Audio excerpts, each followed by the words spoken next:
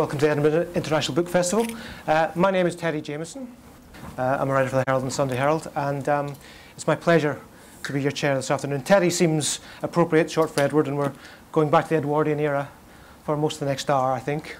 We're going there in the company of Sally Heathcote, Suffragette, the creation of these three people here beside me.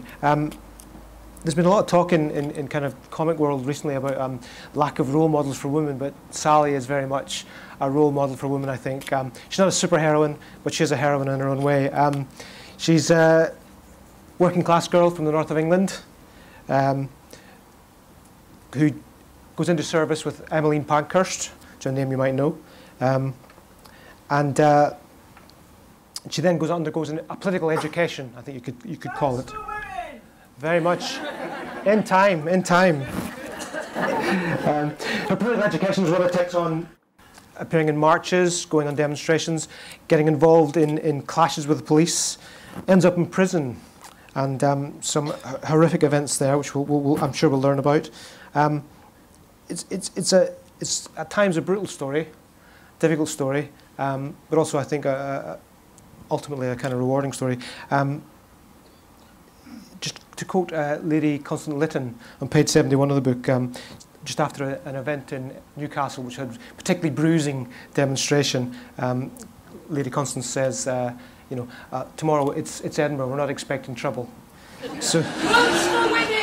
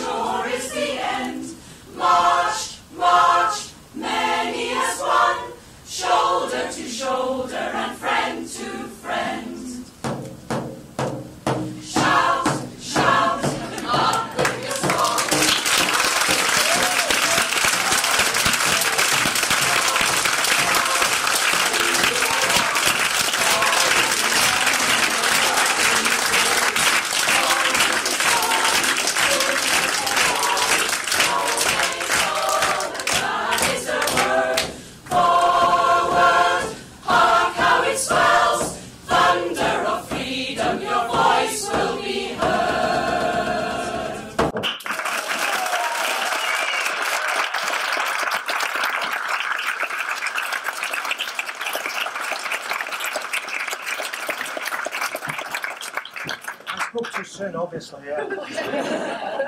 Ladies and gentlemen, that was the Loud and Proud, Edinburgh's, Scotland's only LGBT choir, singing the March of the Women.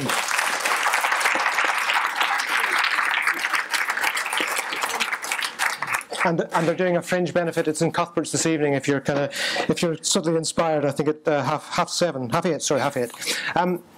Okay, where was I? Yeah, sometime in the early 1900s. Let's do some introductions, shall we? Furthest away from me, but closest to home, is Kate Charlesworth. Kate's Yorkshire-born, Edinburgh-based. She's been a cartoonist for many years, contributed to The Guardian, The Independent, Pink Paper, New Scientist, I think. She's been involved in a number of graphic novels, A Cartoon History of Time. Yeah. She was involved in Nelson, which I would recommend. Once you've read Sally Heathcote, go and buy Nelson, because it's one of my favourite graphic novels of the last few years, about 50 contributors. She was doing that. And she did the kind of finished art, of beautiful art for Sally Heathcote over Bryan's layouts. Bryan, he's going to hate me for saying this, Bryan has been doing comics, making comics, longer than I've been reading them. And that's That's quite a while, folks. That's quite a while. Yeah, 40 years for me too. Yeah. So Bryan started off in the British Undergrounds. He then moved into the mainstream. He's done Judge Dredd, he's done Batman, all that stuff. But for the last 20 years or so, maybe, he's been working on graphic novels that just fantastic things like Tale of One Bad Rat, which takes on Beatrix Potter, and a really, unfortunately, all too timely story about abuse, I guess. There's his ongoing Granfields series, which is this kind of another history series, anthropomorphic, I can't say the word, alternative history, and also Alison Sunderland, which is literary history, local history, and psychogeography, and is one of the great graphic novels of the last few years. However, he didn't win a Costa Prize until he started teaming up with his wife, Mary, who's in the middle. I wonder, is that brought up at the breakfast table often, Mary? Daily. Daily, I would think so too. Mary's book with Mary's book with Bryan, Daughter of Her Father's Eye, is a wonderful double memoir. It's a memoir of James Joyce and his daughter, his relationship with his daughter, and it's a memoir of Mary's relationship with her father, who was a renowned Joycean scholar. And Mary herself is an academic. She's with a great interest in gender and language. But a few years ago, she took early retirement and decided, oh, I'll do this graphic novel thing. I can do that. Wins the Costa Prize straight off the bat. Yeah. And she's the reason we're here today, because the next idea was to do a story about the suffragettes, and that's why we're here today. So please welcome our guests, Kate, Mary, and Bryan.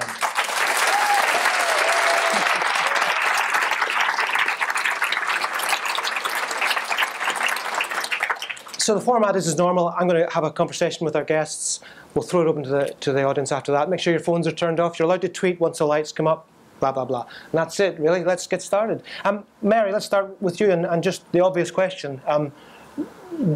When did Sally Heathcote get born? What's her origins? Well, as soon as I'd finished writing the script for Daughter of Her Father's Eyes, so that was in 2010.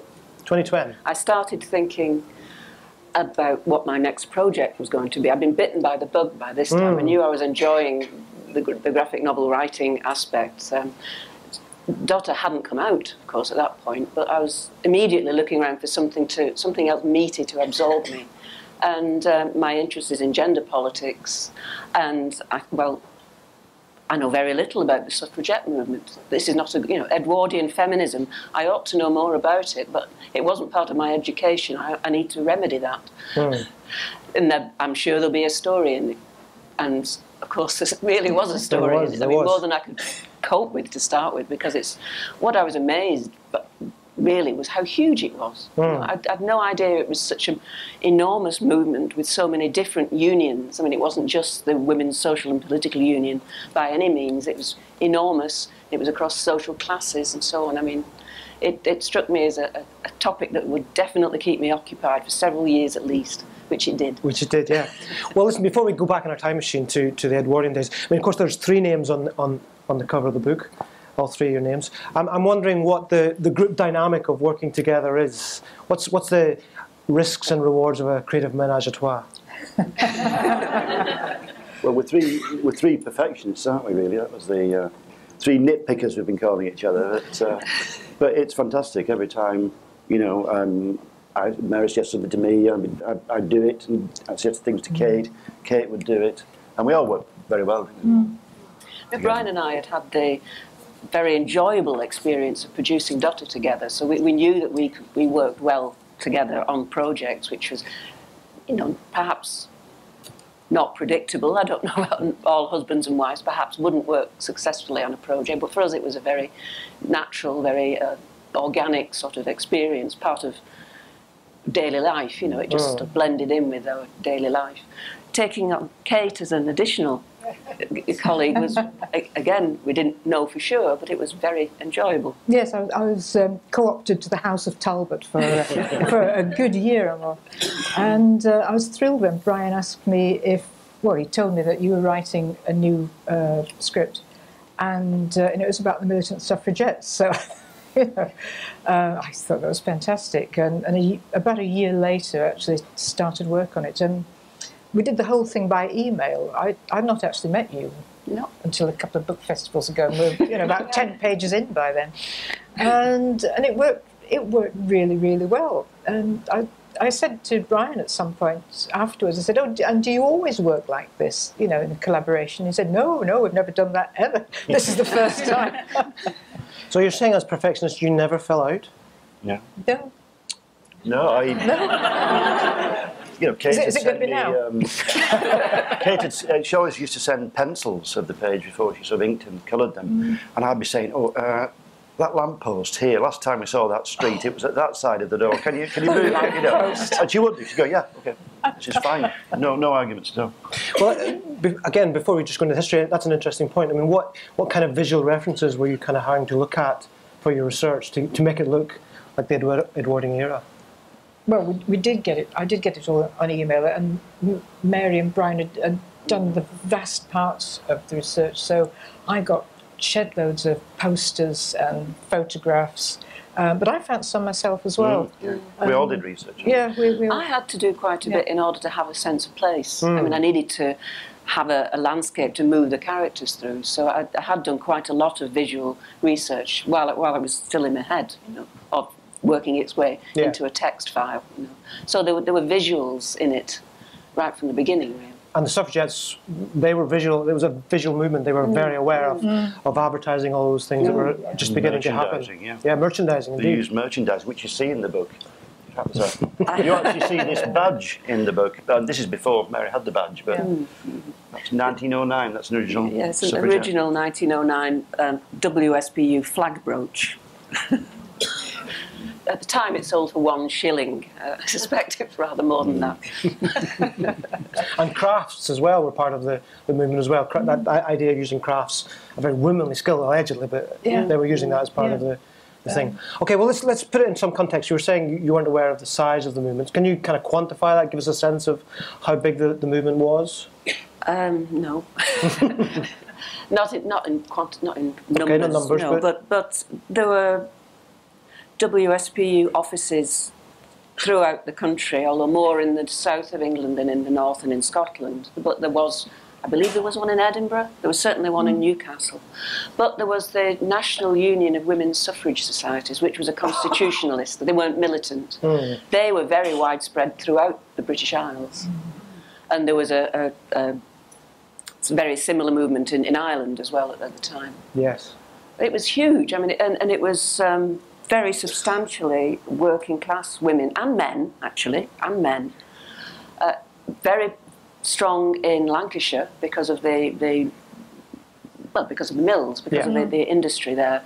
I mean, the WSPU started in Manchester, and it was part of the Independent Labour Party initially. All the first members were Labour Party members, but it had a huge members' support from women working in the mills. They bankrolled the early Labour Party.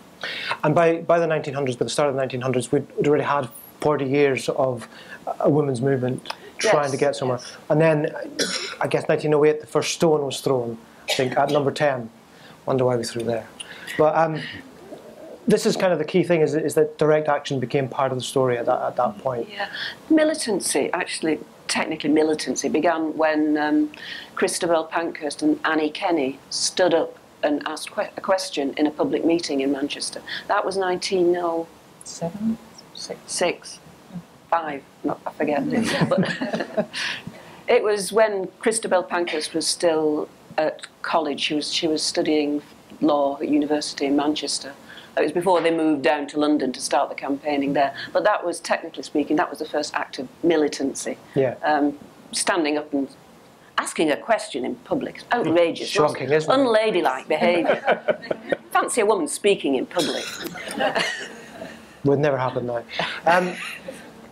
So what I'm interested in, I think the central question of the book, the thing that comes to me when I read it, I've read it a couple of times now, is there's this very difficult question at the heart of it, which is how do you get a state, a government, to take you seriously when for years they were being ignored, they were being mocked, they were being vilified, and is direct action and is that violent action the only step? And I guess that's really a question that's right at the heart of the book in many ways. Was it inevitable? Was it a case of they would have to up the ante, as it were? Well, it was certainly the case that they brought the movement, the overall movement, to public prominence by this first act of militancy. I mean, they made the international press with that, standing up and asking for vote, demanding votes for women in a Liberal Party meeting in whichever year it was, 1905. As you say, there'd been activism of a more constitutional kind, petitions, the usual sort of lobbying members of Parliament since the 1860s. Millicent Fawcett who was then the president of the National Union of Women's Suffrage Societies, the biggest of the constitutional lot. She herself said that they'd done more in 12 months to bring about the cause than they'd done in 40 years. The militancy was driven a lot by the Christabel and Emmeline Pankhurst in particular, because they were driven women, and huge personalities. And Sylvia too, but then she paired off later on. And you kind of wonder if other people have been fronting up the WSPU. I mean, would they have been that militant? I think a lot of the militancy was actually thought up on the spot by foot soldiers in the Union, and then turned into the policy retrospectively. Things like the stone throwing, for example, and firing pillar boxes later on when things got really nasty. And there are scenes in the book in which there's a state response. Black Friday is the most obvious case of that. Would you kind of explain a little bit what happened on Black Friday for those who don't know? It was after one of the many bills had failed to go through Parliament. There'd been a truce previously between, the... Here it is. Black Friday. This occasion. 1910, I guess that was, Yeah. And the WSPU were furious, as you can imagine, and they marched on Parliament Square trying to get a deputation. And they'd done that before, and they'd done it with the Westminster police, who knew them, and they had quite an amicable, almost, arrangement with them. I mean, the police kind of understood that this was ritual, kind of symbolic toing and froing. On this particular occasion, there was a miners' strike in Wales, and thousands of police, as well as troops, have been sent to quash that violently. And the police who were brought to deal with this particular event that was up there before were from the East End, and they were bruisers, and they were vicious, and they've been told not to make arrests except when there's an assault on police. And it went on consequently for 6 hours, and led to serious injuries, what would nowadays be called serious sexual abuse going on. Really? Perpetrated by the police against the women. And some women died of their injuries after that. Quite a few. It was a police riot, basically. It was a riot, Yeah. It was shameful. Interesting, I don't know if you noticed that Sally, who's was in those pictures a few minutes ago, she obviously knows what a Glasgow kiss is. I think you've... She headbutted a policeman. She did, yeah. She's from the workhouse. She's not a good thing. She's a workhouse. She's a working class girl, as I said. And this is an interesting point, because what happens after that is that eventually Sally gets arrested. And this is actually something I want to talk about form here, because as you can see, there's actually quite a difference between these images that are on the screen now and the ones that were earlier on. And this is a deliberate thing that you did artistically to kind of change the pattern of the book, in a sense. It was Mary's idea when she was writing the script. She got the initial idea for it. In fact, can I have the book? Yeah, of course you can, yeah. The book back. If anybody's seen the book, you'll probably know that most of it's done on quite a tight 9-panel grid. 1, 2, 3, 4, 5, 6, 7, 8, 9. And for this sequence, This one behind you. Yeah. You see the double page spread, you get it even more strongly. It goes from when she's sent to prison, it goes into 4 panels, which then when you turn the page, it goes into this 4-panel grid, which is just like looking through prison bars at the thing. It also, in the long, narrow panels, it gives a lot of claustrophobia to the situation. And also it allowed us to really slow time down for the force feeding sequence to really make a point of it. And this is one of the things you can do with comics. You can encapsulate a whole atmosphere between 2 pages like this. And all the prison sequences face each other in this narrow panel grid. And I think you just saw the one where she collapses on the floor here. And by the time we finished this sequence, me and Kate were traumatised. I mean, we were. Run out. Yeah. Absolutely run out. Yeah. And when you turn the page, it's about completely new atmosphere. We're back to the grid. We're back to a white ultimate background. And it was a relief to reach this bit. And we hope it's similar experience for the readers. Yeah, yeah. And we should talk about what happens in prison, because we can say forcible feeding, but actually, you know, what does that mean? I mean, we've seen some of the images there. Do we have a real sense of what actually happened to the women once they were behind bars? Well, it was a form of torture. I mean, it was Punishment. a punishment, yeah, endoscopy basically, which some of you probably endured, but involuntary, which is a key difference. Yeah, and it was done after the women had been on hunger strike for 3 days usually, and it was a way of ensuring. The idea was that there was a way to ensure that they did live out the sentence rather than having to be released because of ill health. In fact, it was done whether they were on hunger strike or not in some cases. So it was clearly being used as a form of torture. And there was also a class element to it, in a way. There was indeed, yes, because the more aristocratic elements were not subjected to that treatment, because it would have been an embarrassment, because the press would have got hold of it, and because of members of Parliament would have complained that one sister was being badly treated. Lady Constance Lytton is the one in particular who was angry, actually, that she wasn't being given the same treatment as her working class sisters. So she went, after the occasion that was in Newcastle that you mentioned previously, she went to another demonstration in Liverpool where she disguised herself as more or less a caricature of a suffragette, a sort of Daily Mail caricature of what a suffragette looked like, and called herself Jane Wharton, and was duly arrested and treated appallingly, and suffered permanent injury, in fact, as a result. Later died, too. She died earlier after a stroke. Yeah, because infection was one of the problems, that you could get actually infection. She had a heart condition, which was the reason why, ostensibly the reason why she wasn't being forcibly fed when they knew that she was an aristocrat. But she was deemed to be perfectly fine when she was, you know, humble Jane Wharton. It's also a good example of how many vignettes or areas that just couldn't be included in the book. And that would have been great, but it would have taken away from the arc of the story. But so much, I mean, you had to leave out such a lot. Yeah. Yeah. I mean, I actually got a lot of my sources were the autobiographies of women at the time, including Constance Lytton's, and the forcible feeding sequences, for example, were from first-hand accounts of the experience. But yes, there was far too much to be fitted into one storyline. Yeah, yeah.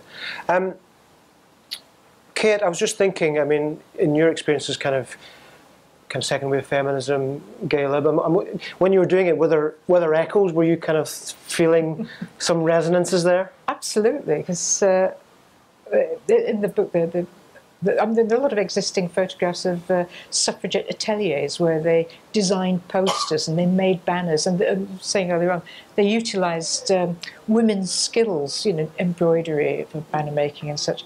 In fact, I think some of the women who volunteered to do the embroidery didn't quite realise maybe what their products, the context they were going to be used in, these quite violent, well, militant actions. But yeah, I mean, second wave of feminism, everybody was making badges and protesting and putting out comics as well, actually.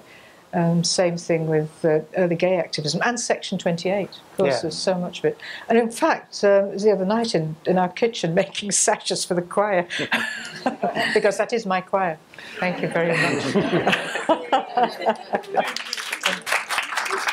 So, and I felt a real absolute kinship. It was quite thrilling, actually. Bryan, how are your feminist credentials these days? Well, I've been living with a feminist academic for, 40 years. Yeah. Does he meet the mark? Does he up to the mark, is he? He washes up a lot. Yeah, we have a system, you know, if Mary cooks, I wash up. If I cook, I wash up. Well trained, clearly, yeah.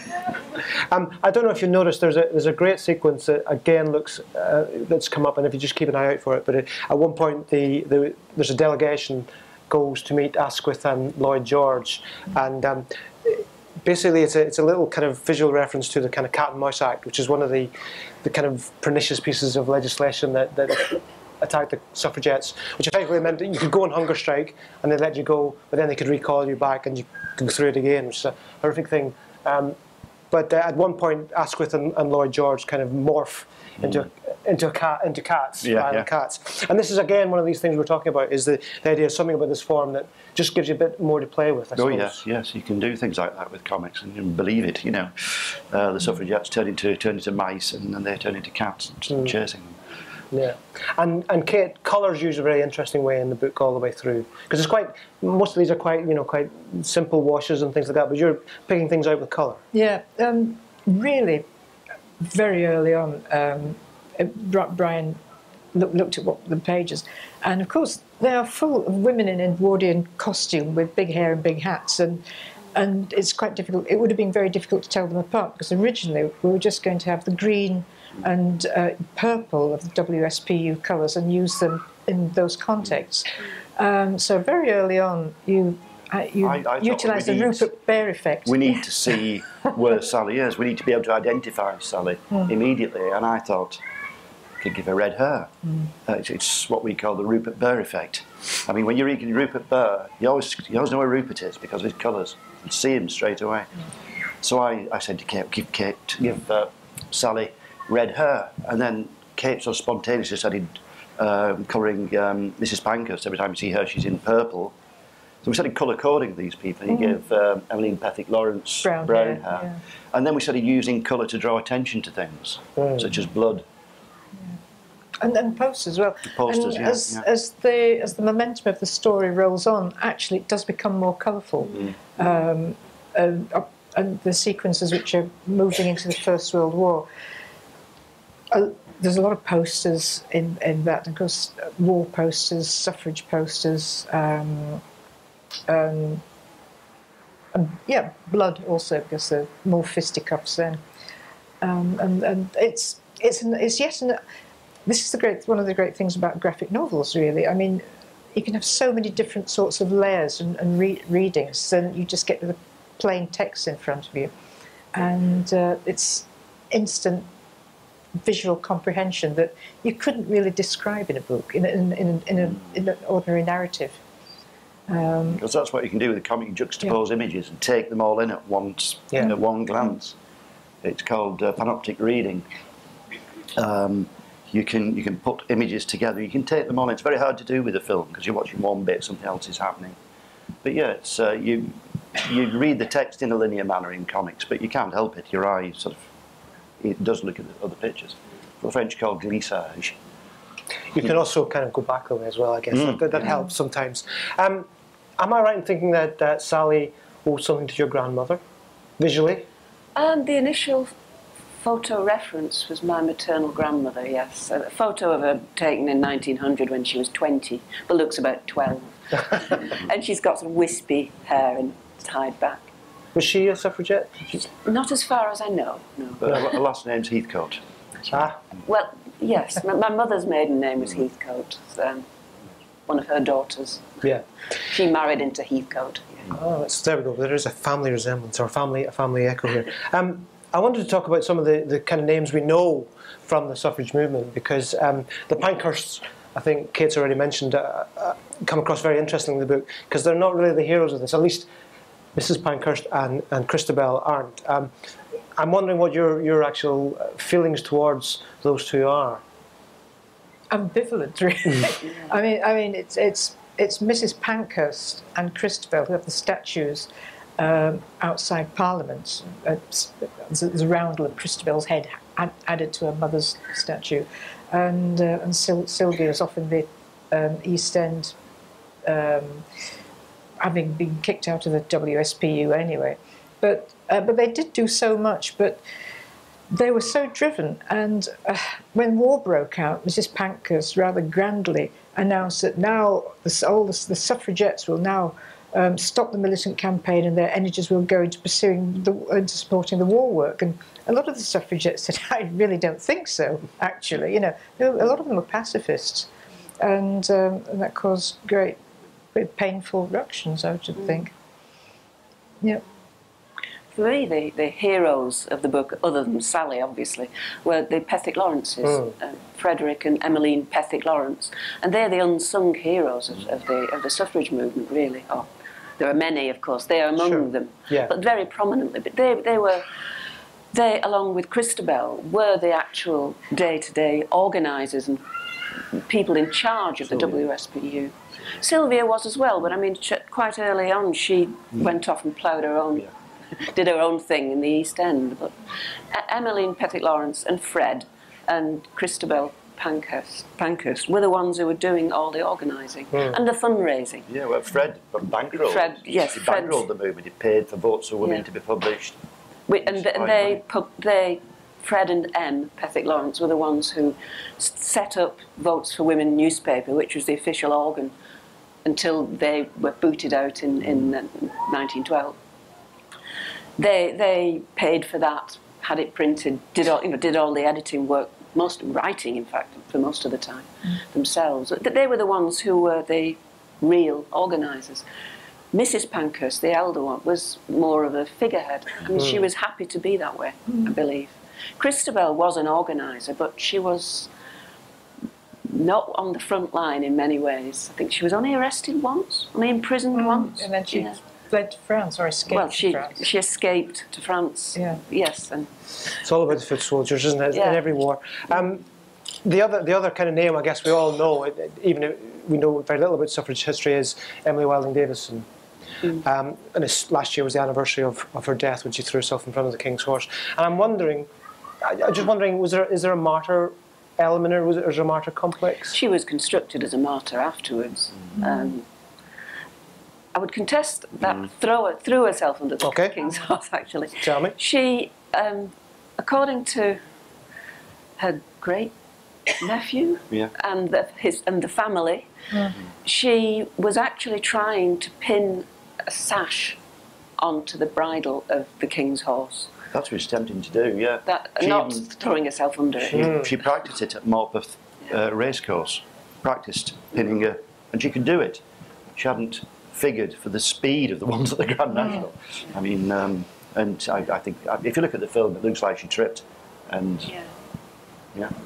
At the same time, though, she had also in Holloway thrown herself off a balcony, I think. Is that right? Down some stairs. Several times, I believe. Yes, there's some sort of rather crazy-looking statement to try and stop what was happening. I mean, it must have been an appalling situation. There were people, her colleagues, her sisters, being forcibly fed all around with. There was dreadful atmosphere there, and she was trying to make it stop, apparently. According to her own account, which was published posthumously by the Suffragette, which was Christabel's newspaper, and framed as though it had been an act of martyrdom, attempted martyrdom. Reports at the time, in fact, it's mentioned in the book that they weren't entirely complimentary. You know, it was this lugubrious procession. That's right, that people thought they were rather milking it. You know, with the great. I mean, they were great showwomen, if you like. You know, everybody dressed in white. You know, bareheaded, carrying lilies, black bands, and this great procession through the streets of London. Yeah. So they were very pleased to have a martyr. Yeah. I should say they Christabel Pankhurst and mother. Yeah, and everything then changed in 1914. I think we should maybe let some of the audience ask some questions. So there will be a microphone, and you can stick your hand up and we'll bring it. But just before we do that, I was interested to know how many of you know when the women's suffrage was passed. I mean, stick your hands up. Do you know the date? It's not just a single date, though. Well, I know that. Well, that's a trick question. But even so, it is interesting. We kind of know. In a sense, it's evidence we don't really know enough about this history in a way. So sorry, hands up and we'll get Just a couple of microphones, a couple of questions here. Hello. I just want to ask about the final page of the book without revealing too much. It's a Mary very tried to do that when Woman's Hour, didn't she? Oh. She tried to give away the ending, and Mary stopped her. Pull the mic down. Yeah, it's a very strong message. It's very arresting, and I wondered if, from the origins of the idea of the book, you always knew you wanted that message there, without, if you want, not revealing it. I think the frame of Sally as an old lady in a nursing home came on quite late, and that was part of it. I think it may have been your suggestion. And a lot of the final details emerged in discussion with Bryan and later with Kate, I suspect. I knew I wanted to do something which would encourage people to vote, but that precise detail wasn't there initially, no. I'm curious about the history that once women accomplished the right to vote, what reforms were there in British government and society, and also in the treatment of women? Do you want to answer that one? Well, Margaret Bonfield was one of the first. I think she was the first woman cabinet minister. She was a Labour minister, and I think, was she minister for women at one point? She brought in a lot of stuff, but I couldn't give you the chapter and verse. I really couldn't. I may have given you details in the copious notes at the back of the book, yes. But off the top of my head, I don't remember. But certainly the first cabinet minister was Margaret Bonfield, and she was a good egg. Well, actually, there's another interesting question. How many of you know the first woman elected to Parliament? Go on, Nancy Aston. Yeah, no, that's not true, is it? Constance Markievicz, Dublin, 1918. Yes. But Sinn she Féin wouldn't was... take the pledge. She wouldn't swear to the king, as it was at the time. Yeah, I'd like to point out that Mary's written well over 20 pages of notes. There's annotations in the background with all the historical details, the background of each scene. Plus a timeline. Yes, indeed. This may be following up from the previous questioner, and it was really, did you see any disappointment at the limitation of the franchise extension to women that came around in 1918? Because I think it was only for women over 30, and I think there was probably some property qualification as well. That's right, yeah. I think they were just pleased to have something at that point. I mean, there'd been major electoral reform because, as a consequence of the war, the system wasn't working. So there had to be some sort of... There weren't enough men left, to put it baldly. There certainly weren't enough male householders in residence. There had been a 12-month residency qualification which had to be scrapped immediately. But I think they were just pleased that the progress had been made and they actually had some sort of decision. But the people like the Pethick Lawrences didn't stop. I mean, they were in the, what did they go in, Women's Franchise League or some WFL? So, yeah. And they were in that until 1928 when the full franchise came through. And I think Sylvia was still working for that, but Sylvia was unlike her mother and sister, that she wanted reforms for everybody. She wanted social reforms and childcare reforms, working men's rights, and the others were really one-trick ponies. Really, it was the vote. They were so focused on that. So, and I think and Sylvia's work went off in very interesting directions. I think she even was buttonholed Lenin at one time, and I think she was strong meat for the Russian communists too. It's maybe worth asking all of you, I mean, when in the research and when you were working on the book, what surprised you most? What was the detail that kind of caught your eye? Well, what surprised me was the role that Mrs. Pankhurst took when the war broke out, well, especially just before it, 1912, when she staged this coup to oust Fred and Emma and take over the WSPU. And it was like a coup, like a military coup. That's the thing that surprised me. Yeah, I mean, that was the point when, quite early on in my research into it, I thought, that is a strong way to come into the story. I'm going to use that as the pivot. So very early in the story, we get the split. And then the story goes back and then catches up with itself again. But it was within a couple of months I knew that was going to be what the story was hinging on, actually. Fred actually went on to become Viceroy of India, and he was involved with the partition. And It's a story of left-wing politics, isn't it? Splitting. That's really it's a lot. Am I right in understanding that the American suffrage movement, which was kicking off at the same time, wouldn't have anything to do with ours because we were seen as being far too militant? That was probably the case in some quarters, although Mrs. Pankhurst went over several times to do lecture tours. The American situation was different because it was state by state. They also had their militants, I understand.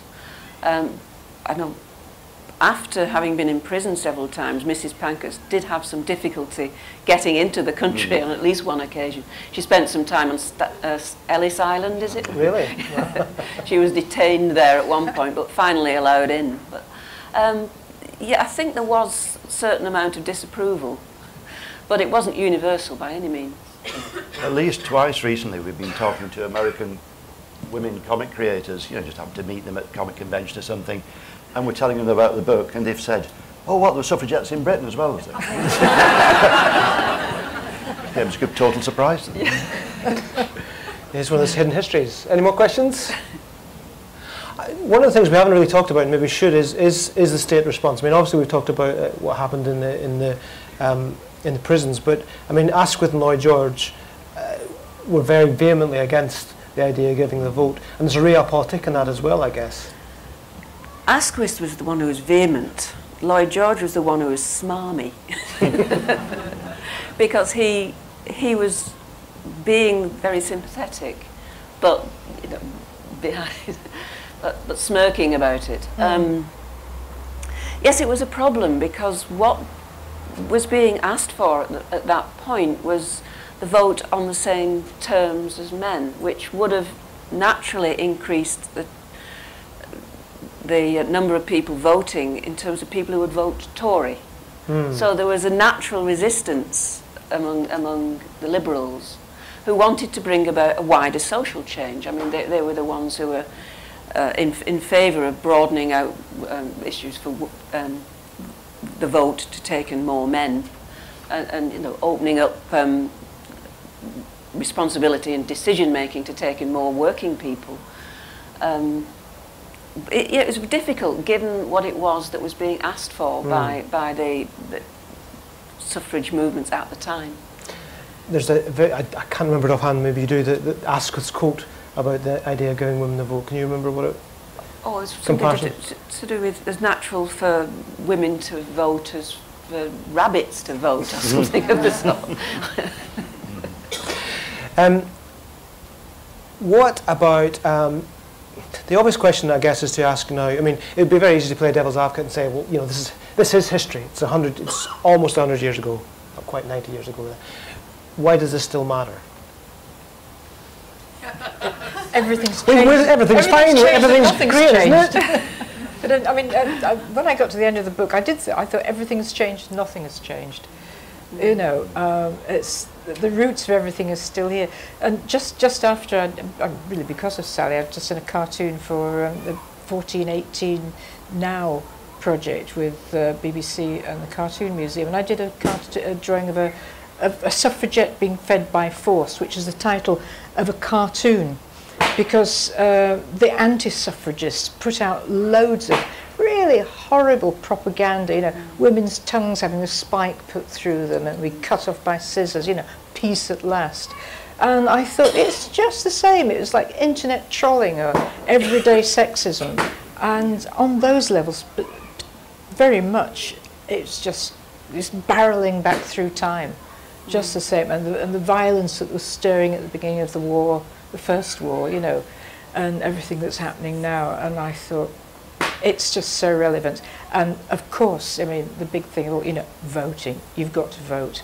They went through all this, and we have to vote. We hope, and that's, I mean, for me, that was one of the hopes that the book will help, especially for young uns to go out and vote, or people who are just jaded. I mean, even if you spoil your paper. I think it's very contemporary, the message. I mean, the way that Sally becomes increasingly radicalised. She's not at the beginning. And as the story progresses, she becomes more and more radicalised by the oppression. And there's a strong message for today, I think. in that. Yeah, very much so. We're having a demonstration out the back, clearly. Any more questions anyone would like to ask? Oh, there's one here, yes? Thank you for your presentation. This isn't really a question, it's just a statement, and it was a phrase that was used. And we used it in a march in Edinburgh a few years ago, where we reenacted a famous march that went right along Princess Street. But the phrase is, use your vote, your ancestors are watching. And it's very relevant. Just keep reminding people about that, about the trauma that people went through, whichever side they were on, that, you know, they worked so hard to enable us to have the vote. And there are people throughout the world who do not have the vote at all and might never get the vote. And so we really have a duty to use our vote because the ancestors are watching. That's one of the strong messages, isn't it? You know, people died, you know, for that. We have to keep involved with the political process. If people who've got reasonable and moderate views don't, that just leaves the space open for those with distinctly immoderate, unreasonable views. There are women in the book who have good immoderate views and immoderate actions, the YHB, I think. The young hot bloods. Yes, not a Glasgow Razor gang, honest. I'm interested in how widespread that kind of thing was. I'm not exactly sure. I suspect it was very small, and I think they just liked the idea of being in a secret club. The Edwardians loved their clubs, didn't they? It was women, single women under 30 who wanted to do danger work, who would sign up for danger work. And I suspect it was very small, but there was only a few names that you can identify for sure, because it was a secret society. And they met at Lyon's Tea Shop on the Strand. And they did things like burning down cricket clubs, didn't they, and things like that? Yeah, tea pavilions. Yes. Yeah. Putting weed killer on golf courses, spelling vote for women. Burning slogans, you know. Yeah. No votes, no golf. As well. That's right. Yeah. And of course, the bombing incident, which we show in here, when Lloyd George's house was firebombed, and in the story we have Sally as one of the young hot bloods who is involved in that. Yeah. Until she becomes disillusioned with them because one of them is so reckless and foolish. She risks life and limb of all of them in the process of firing somewhere. Yeah. Golf obviously has taken all this message on board, hasn't it? Yeah, we're definitely ahead there. Any more questions that we'd like the audience to ask? Yeah. Thank you. Did she go on that great march in 1914 from all parts of England, which converged in Hyde Park in August 1914, but other events, it was rather overlooked because there were other events in Europe at the time? You sure? Was that the Hyde Park rally? That was 90. There was the women's pilgrimage in 1913, which is in the story. But no, I wasn't able to include every single march, every single bit of pageantry, because there were so many of them. But no, I'm afraid that one wasn't included. We did the women's pilgrimage was huge, though. That was in July of 1913, and it was across the different societies, and it was throughout. It was certainly throughout England. I'm not sure whether people came from Scotland as well, but it also converged on Hyde Park. I think it may have had a contingent from Edinburgh, actually. Okay. Any more questions? Give everyone a chance. You've kind of now done two novels that are kind of looking backwards and examining, I guess in many ways, the position of women in the culture. Are you optimistic about the future? I mean, you were saying, Kate, that everything's changed and nothing's changed, but I mean, are you natural optimists? I try to be. I think we can be optimistic about some things and extremely concerned about others. I mean, you mentioned trolling, you know, the sort of, I think the social media, in the industrialised West, the social media are a major area of concern and worry in terms of gender relations. Elsewhere in the world, of course, very basic rights have yet to be won for women. We should be very concerned. It's complicated. You have to do what you can. You have to do, sorry, what? You have to do what you can, you know, whether it's writing graphic novels or comics with something to contribute, you know, because there are horrible, terrible, terrible things happening, but you can't be subsumed by them. You just have to keep going. And being involved in campaigns and things, of course. Yeah. We've talked a little bit about the kind of the form of the graphic novel. What kind of response have you had to Sally Heathcote, which has been out, what, 6 months? Since May. Since May. What kind of response have you had, you know, from whoever, really? It's amazing reviews, you know, outstanding reviews. All the major newspapers have had large, extremely positive reviews. Yeah, great. It's coming out in America, is it next month? Next month, yeah. American edition comes out then. It's also coming out in, is it Poland? Sweden eventually. In Sweden, no, not China. Poland, I think there won't be an audience because they don't approve of gender politics or something. We had a strange response from Poland. Yeah. Serbia. I'm not sure about Serbia. Yeah, I've lost track. We get confused with the different books. With the different books. Dotter's come out in several different languages now. And the question to ask then is finally, in a way, is this history that's in the book, it's kind of clear so many of us just don't know it. And I guess you didn't really know it when you started this. How important is it that we kind of take it on board and learn it? Is there some way we can kind of, you know, other than just taking this book, do we need it in schools? I'm hoping it will be used in schools. I mean, it was prepared, as far as I'm concerned, as a teaching tool. I used to be a university lecturer and I used to write academic textbooks. I'm trying to do the same thing as far as I'm concerned. I'm still doing the same thing, only to reach a wider audience, using story, which is always a good way of getting across ideas in an interesting way to school children and to students, And for Bryan and Kate, presumably it just feeds into your work as well, that kind of, this experience and that knowledge then goes forward into what you're doing next. Well, yeah, absolutely. I've just finished the 4th Granville book, which is out in November, and I'm about to start on Mary's next one. I couldn't actually, I mean, the reason we brought Kate in on Sally was that I was in the middle of the last Granville book, and so I said, well, I'll just do the lettering and the layouts and basically underlying visual storytelling. So I was the director, if you will. And Mary was the script writer, I was the director, and Kate was a performer and costume department. And, all that sort of stuff. Yeah. But yeah, the next one I'm actually doing. Can you talk about it? Is it too early to say? It's only good out in about 2 years, so I think we'll. It's another historical one. It's another strong female character, larger than life sort of figure. A real one. A real one, yeah. Teasers. Terrible. Just before we go, I mean, Kate and Mary are back tonight, I think, is it tonight? With a bit another graphic novel called IDP 2043.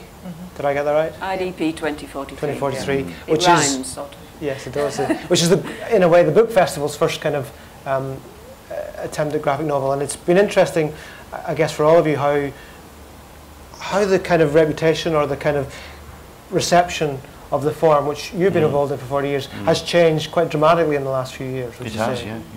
It's been very, very slow. But, the first graphic novel boom was in the mid-80s, you know, spearheaded by titles such as Watchmen and Dark Knight Returns and Art Spiegelman's Mouse, which was about, you know, basically about his father's experiences in Auschwitz during the Second World War.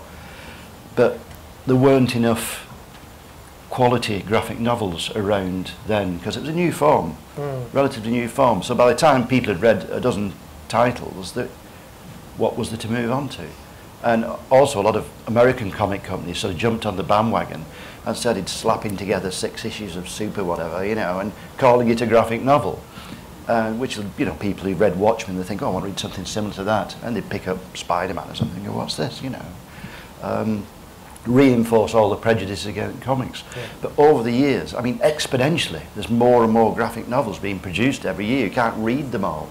So by this point, we've now got a canon of quality work in any genre, you know, from reportage to, you know, detective stories to westerns to autobiography in whatever style, you know, from very naive sort of style to photorealistic, to abstract, you know.